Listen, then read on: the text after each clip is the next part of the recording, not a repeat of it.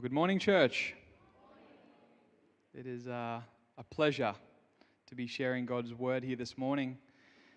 It was a couple of weeks ago in our operations meeting where Patrick mentioned a quote by a famous novelist from the 1800s called Fyodor Dostoevsky.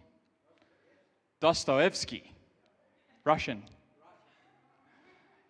And he said in his novel called The Idiot that beauty will save the world. And the moment that Patrick said that, I knew what I would be preaching on today. And Ruan, if you could control the slides, because I don't think it's going to control from here. Beauty will save the world, Fyodor Dostoevsky. And so the topic for this morning is beauty, which is a strange topic to talk about at church. Now, I'm sure you've noticed that it's November, and along with November, there's a concerted effort that Australians make to beautifying things. Because it's Christmas. Well, it's close to Christmas.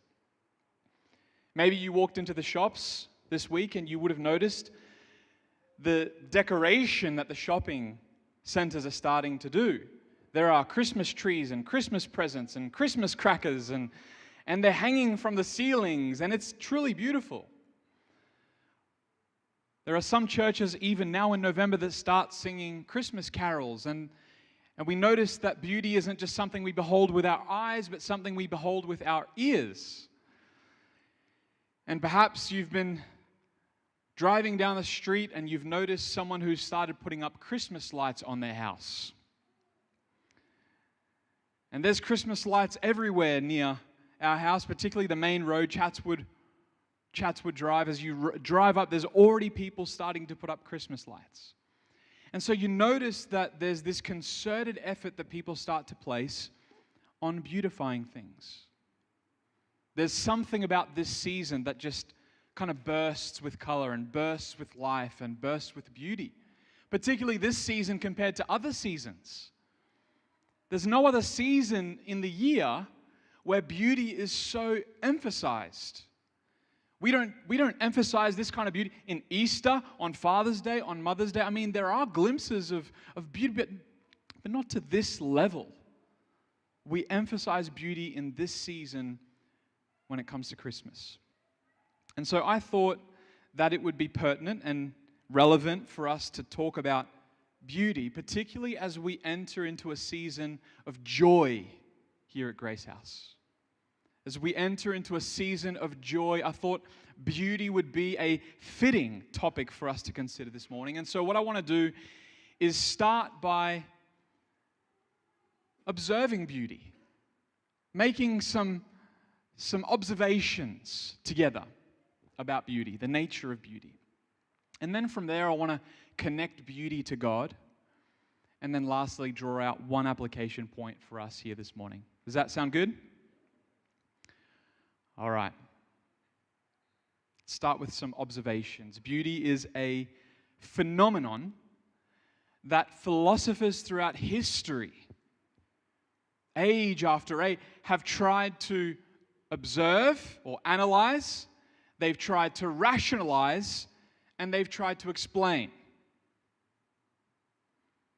And even though as the generations roll by and philosophers build upon other philosophers' ideas, they stand on the shoulders of giants. Even though one philosopher takes the previous philosopher's ideas and builds upon it, they all finish their analysis of beauty with the conclusion that there's so much more to dig into it. There's so much more to unravel. And there's still so much mystery in relation to beauty that we can know. No matter how much they look at it, time and time again, they come to the conclusion that there's just something about beauty that can be experienced but not explained. And so I thought we would look at the phenomenon of beauty here this morning and look at 5 observations particularly. It's not a comprehensive list. It's not an exhaustive list, but it's probably the main things when you when you look at beauty and you try and analyze it, you put it in a vacuum chamber and take a look at beauty and the mystery of it. Here's the first one. The very existence of beauty is a mystery.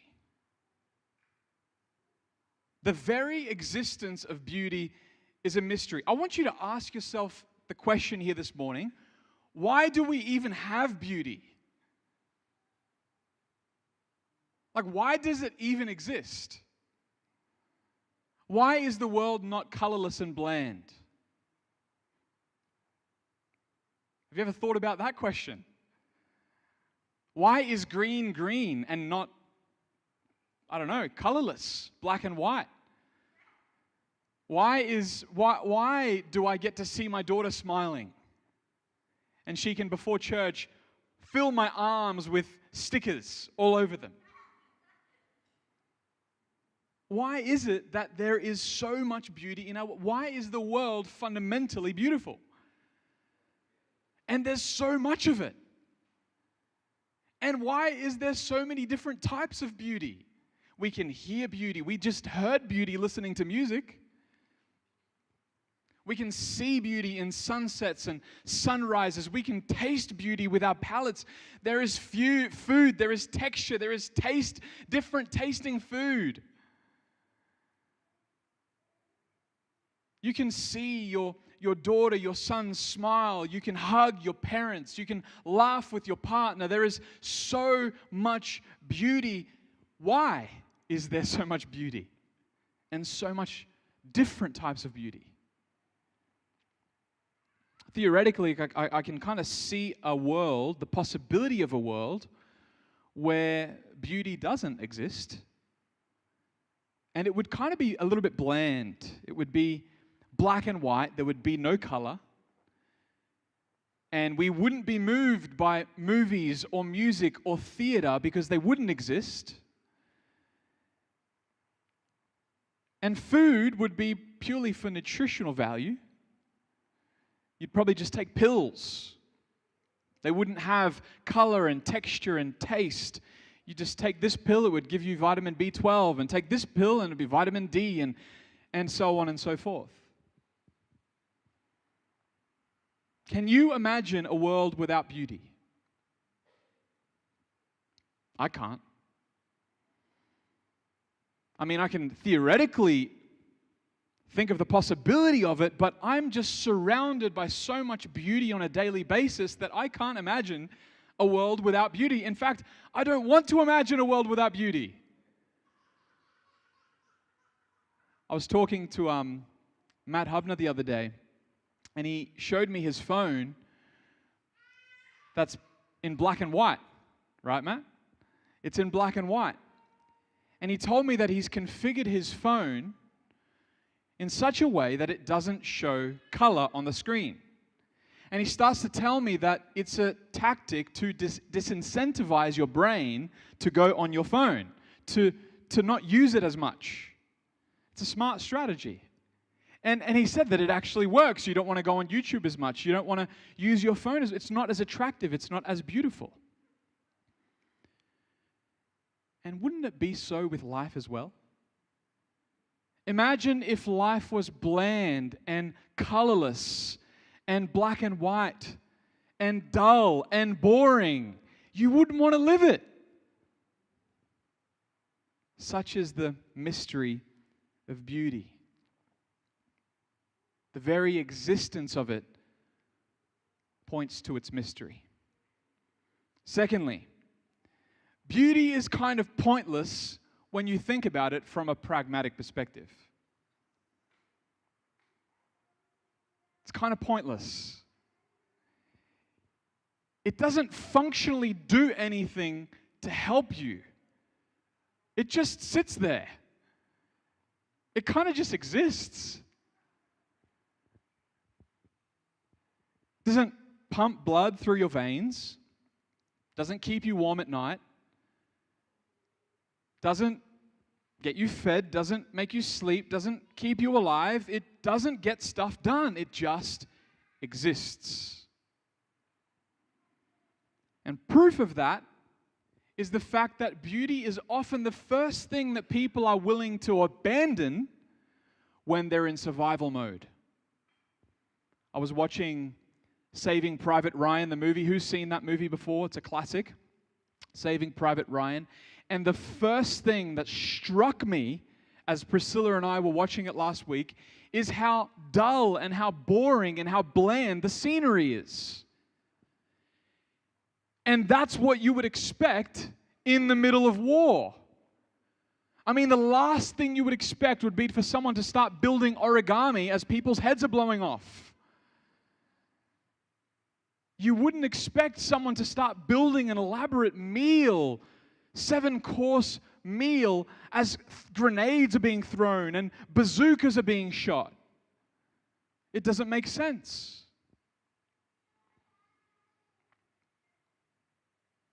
Beauty's superfluousness can be seen by the fact that it's the first thing on the chopping block when we're in survival mode. It's kind of pointless. And what's even crazier is that despite the fact that it doesn't do anything pragmatically, we instinctively feel that beauty doesn't have to get things done. We know it to be true. It doesn't have to earn its keep. It doesn't have to justify itself by what it can produce. We're happy for it to just sit on the wall and exist. It's one of the few things in the world that we're happy for it to not produce anything. In fact, I would actually go even a step further and say that we as human beings are willing to produce everything else if we could just have a little bit of beauty. Just think about it. We get the job that pays us the money that we then spend to buy the blue shirt instead of the comfortable shirt. To buy the paint that will sit on the wall, the white, the off-white, because we don't want the stark white. To buy the Mona Lisa because we don't want that wall to be blank. And what does the Mona Lisa do? She just sits there. And we're perfectly fine with that. My professor in college who inspired this message, Mark Badley, he said, mysteriously, we don't want beauty for what it does, but because of what it is. It's an end in itself and something we value for its own sake. We value beauty even though from a pragmatic perspective, it's kind of pointless. And there's not much else in this world that we're willing to say that about. There's not much else in this world that we're willing to say, you know what, it doesn't do anything, but that's what it's supposed to do. I'm cool with that. Number 3, beauty is oftentimes made by or through ugliness. Isn't that a mystery? It's a sheer mystery. Did you know that many of the incredible medical procedures and discoveries that we have today are a direct result of the medical experimentation that the Nazis did with the Jews during the Second World War? And did you know that some of the art and the beautiful architecture that we have today was built on the back of slaves? And did you know that, I mean, it's not so much now, but a few years ago, chocolate, as you would walk into the store and look at a beautiful bar of chocolate and consume it and taste its beauty, was built on child labor.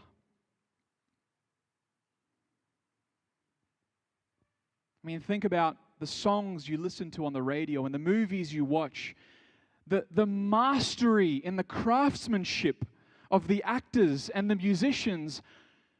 Their lives are in shambles. What new Hollywood actor has to come out to tell us that they're consuming alcohol like water.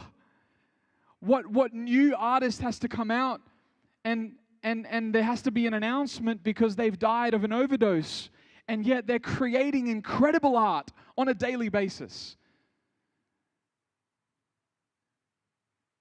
I was watching the movie Oppenheimer recently, and there's this scene. I highly recommend you watch the movie. There's this scene where it's probably the height of the movie. It's the peak of the movie. Where this is the movie about the atomic bomb and how it was made. And you see this scene where they detonate the atomic bomb successfully. And I caught myself literally on the edge of my seat, breathless and gasping for breath and holding my breath all at the same time. Like this incredible scene where this light just burst forth. And it was so seismic and massive and beautiful. And yet, it followed by the sense that I have immediately after, the horrific sense and realization, the bone-chilling realization that this is a weapon of mass destruction. Beauty mysteriously has a capacity to arise out of ugliness. Number 4, beauty is both the great connector and the great separator of human beings. When you go on Facebook, there are millions and millions of groups, according to whatever you search up, millions of groups that you can find and communities that you can join. If you're a painter, there are painting groups. If you like fashion, there are fashion groups. If you like home decorations, there are home decoration groups. And the beauty of the home decoration, the beauty of fashion and clothing, the beauty of art and paintings brings and connects people together. And yet, how many wars and how many enemies have been made because of a difference of taste? You know, I can think of the classic movie Snow White and the Evil Queen. And there's this divide between the two. Suddenly, because the evil queen asks the mirror, who is the fairest of them all? And the mirror, according to the mirror's taste, is Snow White. And so the evil queen goes on this witch hunt to murder Snow White, all because of a difference of taste. Now, that's just a Disney movie, but how many of us have vilified and demonized others because they see things differently than we do? Because they appreciate beauty different than we do, out of our own insecurity. Beauty is the great connector and divider of humanity. Beauty is the reason why we're willing to decorate our home during Christmas, isn't it? I mean, we want people to come and join in the beauty with us. There's something about beauty that we want to invite others to come and experience it along with us. We don't want to experience it, the beauty by ourselves. We want others to come, and so we beautify our homes with trees and lights and all sorts of decorations so that we can invite our friends and family during Christmas time to come and appreciate the beauty with us. And yet, while there are some of us in here who are going to go out of our way to create beauty to host people for Christmas, there are others here who have no one. And they won't bother creating beauty in their homes because there's no one to enjoy it with. Beauty connects us in a bizarre and mysterious way, And yet at the same time, it's the great separator of humanity. Number 5, there's something about beauty that transcends time and space. If you are a 2-day-old and you've beheld the face of your mother, it feels like time stops. And I'm sure you can relate with that feeling if you're a 92-year-old and you've had thousands and thousands of times where you have been captivated and gripped by beauty. We say things like, man, you just had to be there. You just had to have seen it. You just had to have experienced it. And yet, hundreds of people walk by where you were captivated by beauty and they weren't captivated by beauty, and you say you had to be there. You don't mean there, that physical space. You mean the place where you were gripped by beauty. It transcends space. And it transcends time. Because when you experience beauty and it grips you, it feels like time just stops. Like it just stops. It just gets you. And you can't help but look at it and gaze upon it and behold it. And yet, when the moment is over, it feels like the fastest moment of your life, and you just want to be back there wherever there is. There's just something about beauty that transcends space and time. These are just 5. But I'm sure if you spent some more time trying to rationalize and observe beauty, you could come up with more. It's not a comprehensive list just for time purposes, just the main ones. But I think you get the point. There's something about beauty that we can experience but not explain. It's the mystery of beauty. And this is where, at the point in this message, that we connect it to God, where we connect beauty to God. You see, you can try and analyze beauty, you can try and place it in a vacuum chamber and understand it, rationalize it, explain it, but beauty cannot be understood apart from God. We Westerners, we have a tendency to place things in an echo chamber, in a vacuum chamber, where it's isolated from everything else, and we look at it from every angle and try and analyze it. But the problem is that everything relates to everything. And you can't just isolate something and look at it, because beauty relates to things. And the preeminent thing that beauty relates to, if we want to understand it, is God.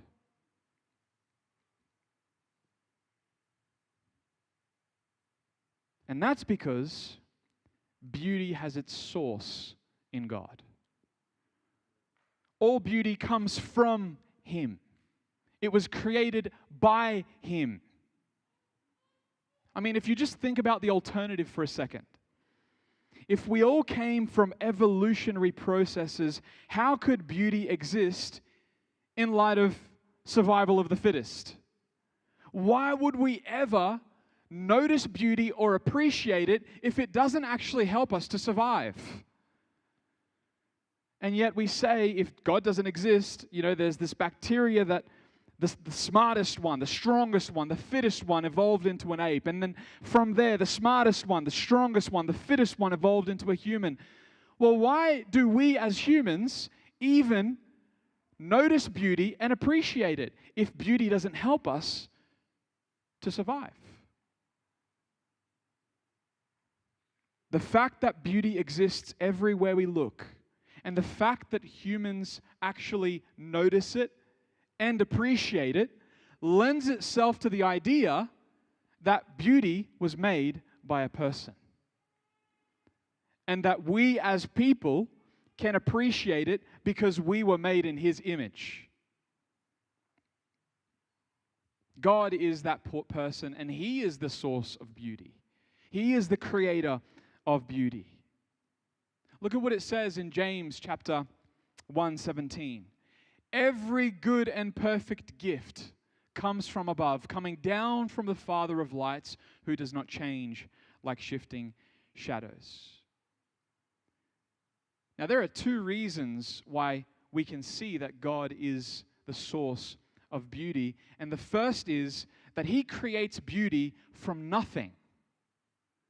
Like, who does that? God shows Himself to be the source of beauty in the way that He creates everything from nothing. We see in Genesis 1 that there was nothing, and God spoke, and there was. He said, "Let there be light," and there was light. And how beautiful is light? He said, "Let there be trees and birds and a garden." And there it all was, and He said, "It is good." And He made Adam and Eve. He created humans and said, "It is very good."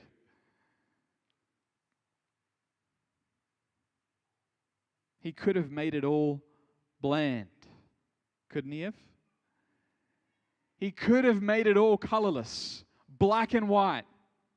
No beauty, just function. And yet, look around you. One of the reasons why we don't black out these windows is because we want to be able to gaze upon the beauty of God in creation.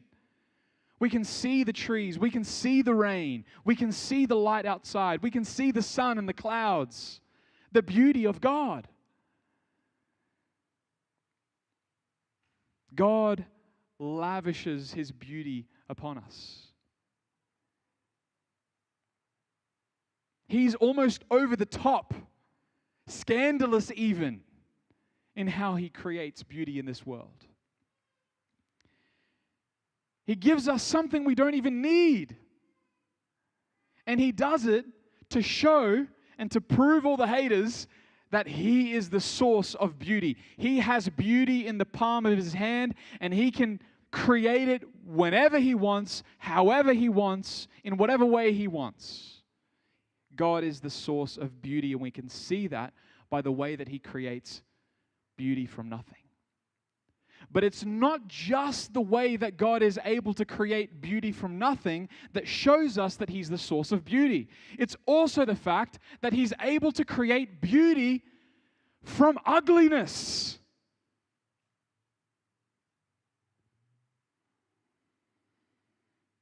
Any artist will tell you that it's easy to create art when you've got the right tools, when you've got the right materials.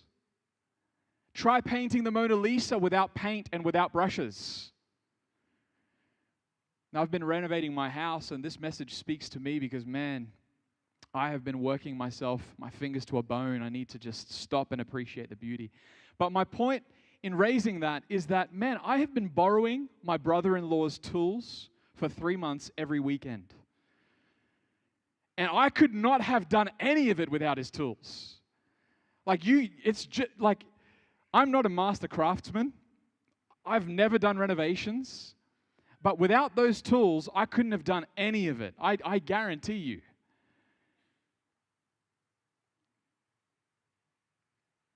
But it takes a master craftsman to turn trash into beauty. It takes a true artist to turn rubbish into true beauty. Only God can take dust and make it into you and me. Only God can take a snake, which we read was the symbol of what caused the fall in Genesis chapter 3, and then turn that whole symbol around and use it as a symbol of healing. As the Israelites were walking through the desert, they would gaze upon the bronze snake and be healed. Only God can take someone as broken and sinful as you and me, and not only restore us, but then use us as instruments of restoration to the world. Only God can take mud and make a man see. Only God can take a cross and make a crown. Only God can take a tomb and make it empty. Only God can take Logan and bring revival. You know, this is the place where the Bogans are from. And we've been holding on to a prophecy for a long time that says that when the Bogans get it, everyone gets it. When the Bogans get it, everyone gets it. Because there's just something about God's ability to turn ugliness into beauty. And that shows that He is the master craftsman. That He is the source of beauty in the way that He creates. Not only beauty from nothing, but beauty from ugliness. But it actually goes a step beyond that. Because God isn't just the source of beauty. It's not something He holds in the palm of His hand only and creates. He's the ultimate expression of beauty. God is the ultimately beautiful one, the supremely beautiful one. There is no one who even comes close to His degree of beauty. The thing that was so special about the Garden of Eden wasn't the fact that the garden was beautiful only, but that God dwelt there and His glory emanated from within it. And when you fast forward to Revelation, there's a beautiful city made of gold and precious stones. And yet we read that the thing that makes it so special is not the city per se, but the fact that God dwells in their midst.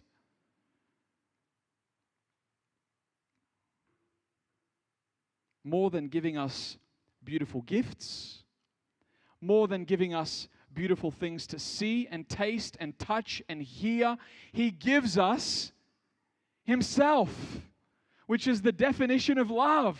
It's self-giving.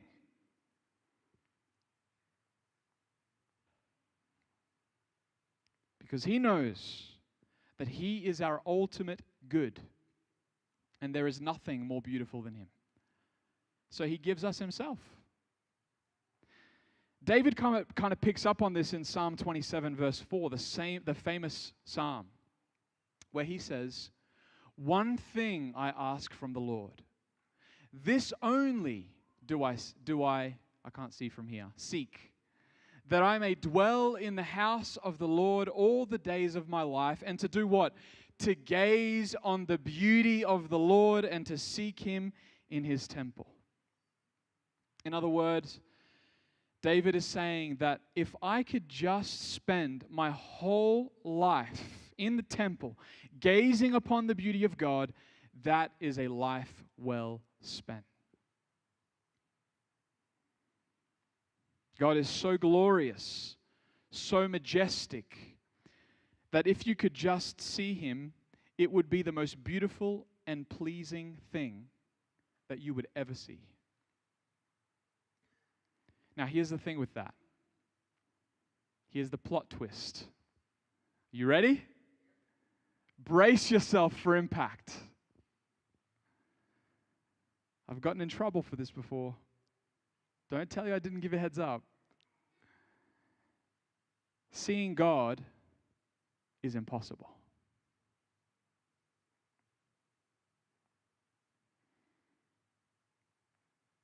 Can't do it. Let me be really clear. You will not ever see God.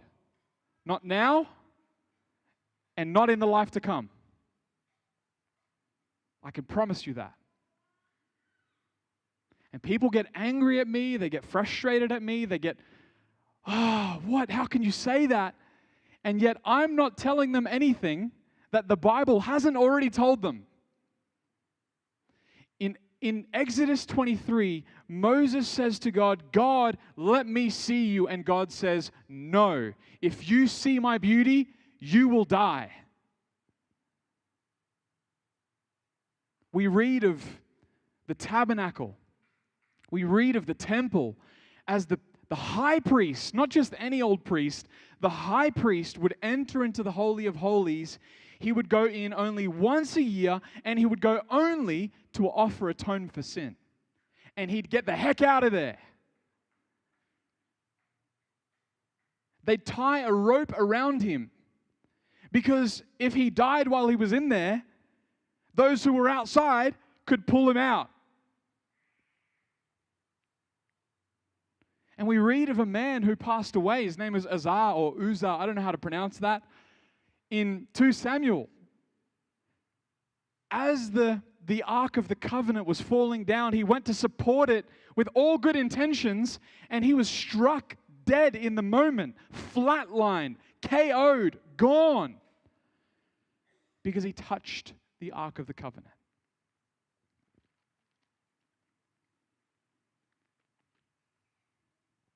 Let me be clear, you will never see God.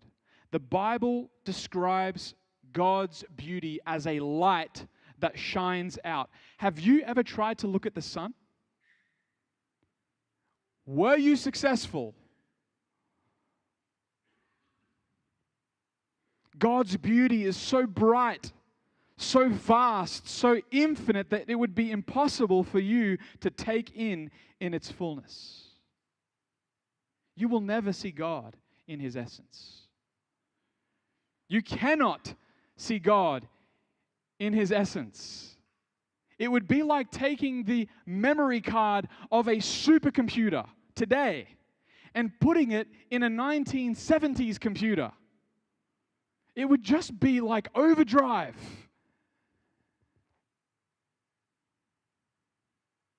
And to silence all doubt, to seal the deal, Timothy says, 1 Timothy 6:16, God alone is immortal and who lives in unapproachable light, whom no one has seen or can see. So come to terms with it now, that you will never see the Father. You will never see God in His essence. You cannot. And you don't want to, because if you did, you would be disintegrated in a moment. And so the claim that John makes in Revelation 22 verse 4 is an absurd one. It's a jarring one. It's a shocking one. He says they will see His face. How do you get from Moses not being able to see God to John saying in Revelation, they will see His face?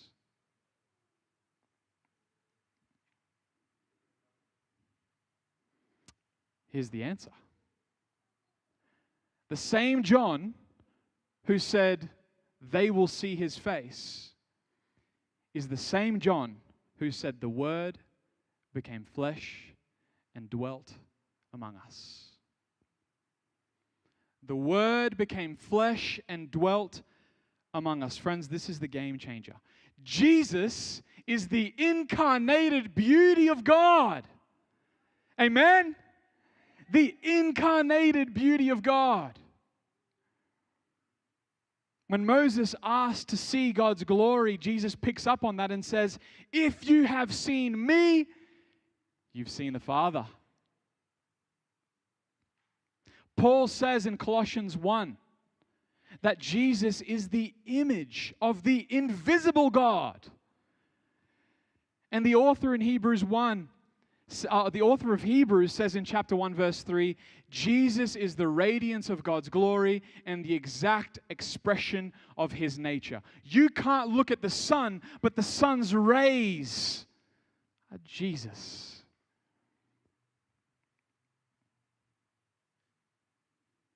So in the life to come, you will see God, but only in the face of Jesus. And you will behold such beauty. You'll be able to touch him, to hug him, to cry with him, to see his laugh, to see his smile.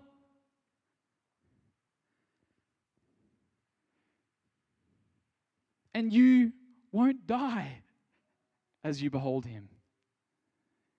He will be seen and appreciated and beheld because he has taken on human flesh for the rest of eternity. He has become one of us, and he now lives as one of us. There's nothing more beautiful than him.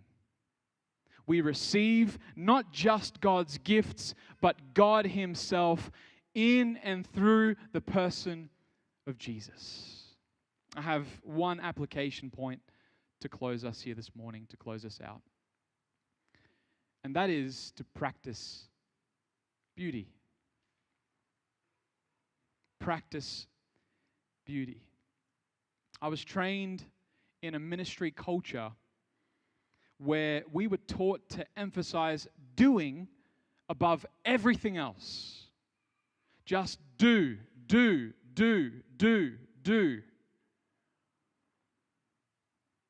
We were literally trained to raise our adrenaline levels so that we were constantly living on the edge so that we would then go out and do stuff for God.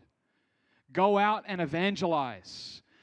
Go to every church meeting you possibly could. Go to every prayer meeting you possibly could. Just get stuff done. Do, and don't rest.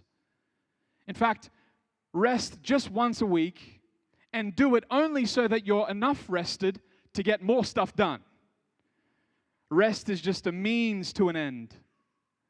Beauty is just a means to an end. Do it insofar as it helps you to get more stuff done. But God is teaching his church a new way. And it's not to stop doing. We love to pendulum swing. Oh, there was a season in my life where I did so much and now I'm doing nothing. It's not to stop doing, but it's to start practicing beauty. Spend time creating beauty. Beauty itself is justified by not doing anything at all. So if you want to be well acquainted with beauty, then you've got to learn to sit alongside it and do nothing. Just exist along with it. If beauty just exists and it's justified in doing that, then if you want to get to know it and if you want to create it, you want to sit alongside it, then you've got to learn to just be and practice beauty.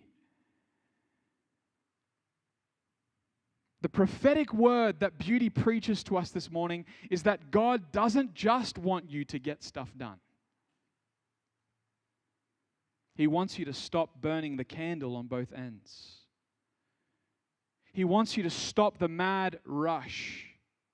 He wants you to press the pause button at times and stop the rat race. To go and make music, write a song, to write a poem, to paint for a whole day. He wants you to write plays, to do crochet, to make your food look and taste nice. And most important of all, to stop everything and just gaze at the beauty of God in the face of Jesus. Pursue him, to meditate him, to get to know him, to reflect on him, to know him as the most beautiful and greatest of gifts. And that's how beauty will save the world. So let's all stand. I'll invite the worship team to come up.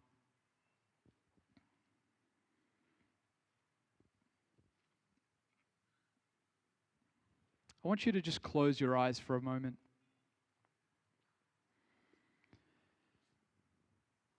And just envision the beauty of God in the face of Jesus. To meditate on him. to just sit with Him, to be with Him. In fact, make it a commitment right now that this week and for the rest of the year, leading up to Christmas, leading up to New Year's, you will practice beauty. Because when you practice beauty, it's not something that is apart from the kingdom of God. If God is the ultimate expression of beauty, if He is the source of beauty, then when you engage in beauty and practicing beauty, you're extending the kingdom. You're participating in His kingdom.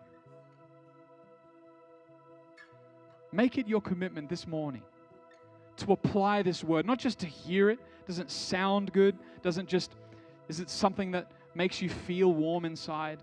To do something about it.